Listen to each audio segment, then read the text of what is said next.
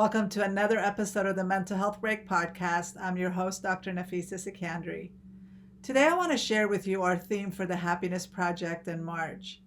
If you're a new listener and aren't familiar with the Happiness Project, it's a project I started in January based on Gretchen Rubin's book, The Happiness Project, which was written almost 20 years ago. In her book, Gretchen decides to make small changes to her life each month, hoping to create more happiness in her life. I've taken a lesson from the book and I've decided to create my own happiness project for 2026, and I'm focused on not only creating small changes in my life and also expanding my comfort zone, but I've also created a private membership community where we gather online to support each other and to cheer each other on as we all focus on creating more happiness in our lives. We've had 2 themes so far. In January, we focused on decluttering and clearing up stagnant energy in our lives, and also starting the year off with being more organized and having more optimistic energy about the coming year. In February, we focused on improving our relationship with ourselves, with our loved ones, and with God. Each month, I also go live and share my own updates, but also answer any questions that come up and provide resources for the community. If you'd like to join the Happiness Project and be part of our private community, visit drsikandri.com/happiness-project. In March, we'll be focusing on parenting. Even if you're not a parent, I'm sure you have parents, and you can be a parent to yourself, and then you can parent that inner child inside of you. This means addressing old wounds and old hurts either caused by your parents or your caregivers, or healing wounds related to not getting your needs met. This can also mean dealing with past repressed emotions that you've been avoiding and focusing on cultivating more self-love and care for yourself. It can also mean forgiving your parents for what they weren't able to give you, and then also understanding that they probably did the best they could under the circumstances. As a parent, I now realize that I'm growing up and learning at the same time my daughter is growing up and becoming an adult. I'm so thankful for my training as a psychologist and learning about behavior management, because now I understand that although there isn't a manual for raising children, good parenting skills can be learned, and we're not expected to know how to do it all. 100 years ago, we lived in communities and we helped each other and learned from each other.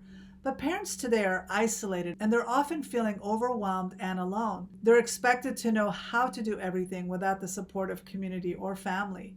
We need to give ourselves some grace and forgiveness for falling short, but we also need to forgive our parents for falling short and not being able to meet all of our needs. When I say this, I'm not condoning extreme abuse or neglect by parents. I'm just saying for you to decide what you want to do moving forward. Even if you were a victim of such parents, you now have the option of either moving forward and working on your healing, or remaining stuck in the past and continuing to suffer. You're an adult now and you have the options and no longer have to feel like a victim. Give yourself permission to heal. This doesn't mean doing it alone. It means there's help available, so please seek it out. Talk to a therapist, a religious leader, a community member, or even supportive family and friends.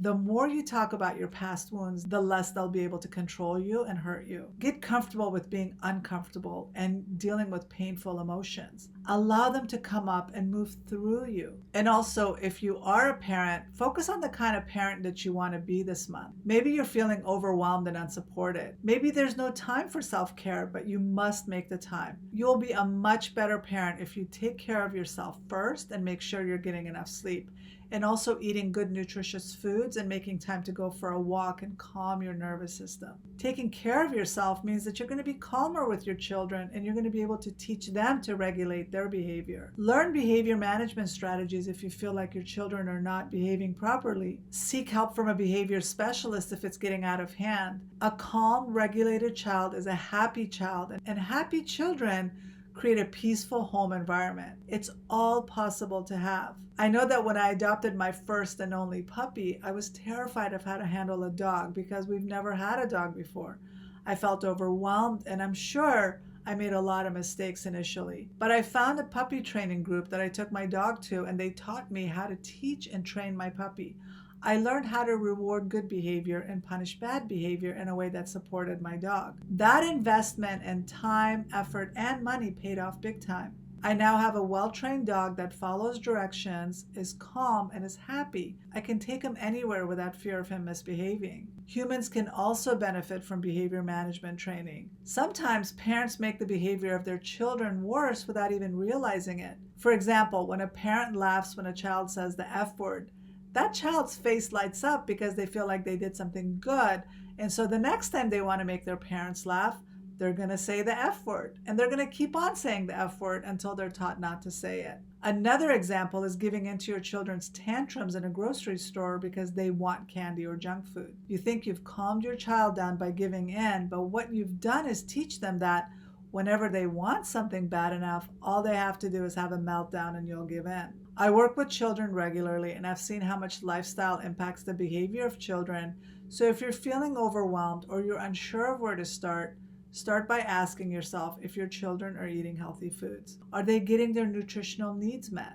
Are they getting enough fresh air and spending time outdoors? Are they going to bed on time and getting a good night's sleep? Are they reading books and calming down their nervous system regularly? If the answer is no to any of these, start by fixing that area. Making lifestyle and dietary changes can have an amazing impact on the mental, emotional, and physical health of your child. Also, without meaning to, we pass on our fears and anxieties on our children. We become so overprotective and try to make sure our kids are never hurt or sad. That's not realistic. We need to prepare them for real life and help them handle difficult situations in a healthy way. My daughter was 7 or 8 years old when our cat was hit by a car. I could have protected her and lied to her about the cat and just disposed of the body without her ever knowing about it.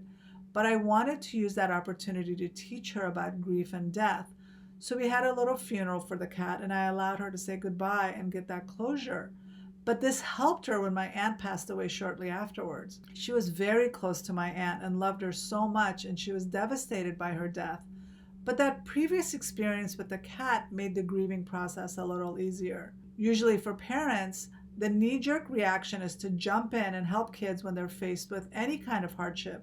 But allowing kids to solve their problems and enjoy a sense of accomplishments is one of the greatest gifts we can give them. Teaching kids to be fireproof instead of protecting them from the fires that life will throw at them will help them be confident and resilient. So focus on parenting this month. That means parenting yourself and healing your inner child and addressing old wounds and forgiving your parents for not meeting your needs, but also forgiving yourself for not being the kind of parent you'd like to be, and then forgiving your children for not measuring up to your expectations, and focusing on improving your parenting skills if you feel you're lacking in any area. I've also recorded a few podcast episodes related to parenting to inspire you this month, so be sure to check them out. Share your thoughts with me and let me know what you'll be focusing on this month. Again, if you'd like to join us inside the private community for the Happiness Project, visit drsikandri.com/happinessproject. Until next time.